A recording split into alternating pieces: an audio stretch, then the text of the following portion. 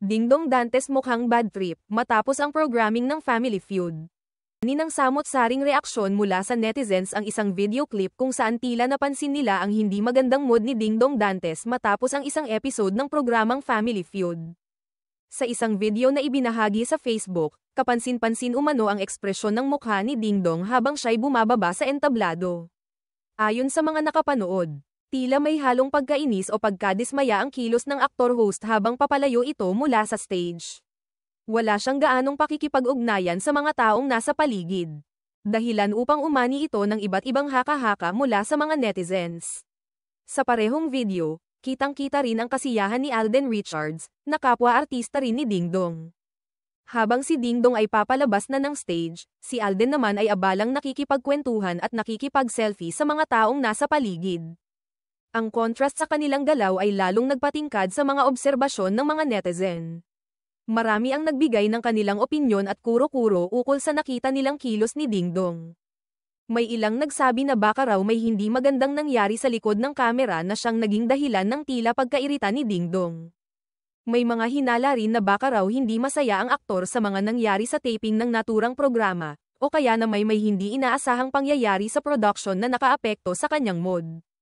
Narito ang ilang komento mula sa mga netizen na sumasalamin sa kanilang mga obserbasyon, parang di masaya si Dingdong umalis agad. Bakit parang nag-walk out si Dingdong? Wala bang pumapansin sa kanya? Si Alden kasi ang daming gustong makipag-picture. Bakit nag-walk out si Dingdong? Baka walang pumapansin di tulad ni Alden dami gusto makipagpikturan. Baka pagod lang si Dingdong, tapos na taon pang may personal na iniisip. Hindi natin agad dapat husgahan. Bagamat maraming espekulasyon ang kumalat online. Wala pang pahayag mula kay Dingdong Dantes o sa production ng Family Feud na nagsasaad kung ano nga ba talaga ang dahilan ng kanyang tila pag-alis na may halong pagkainis. Maaaring ito ay simpleng pagod, o maaaring may mga hindi inaasahang aberya sa taping na hindi na ipapaliwanag sa mga manunood. Gayunpaman, sa industriya ng showbiz, normal nang nabibigyan ng iba't ibang kahulugan ang mga kilos ng mga artista, lalo na kapag sila ay nasa mata ng publiko. Hindi rin may kakaila na may mga pagkakataong ang simpleng ekspresyon o kilos ay nagiging laman ng balita, kahit walang malinaw na konteksto. Si Dingdong Dantes ay kilalang propesyonal at bihasa na sa larangan ng hosting at pag-arte. Kaya naman, may ilang tagahanga rin na dumpensa sa kanya. Sinasabing hindi dapat agad husgahan ang aktor base lamang sa isang maikling video clip.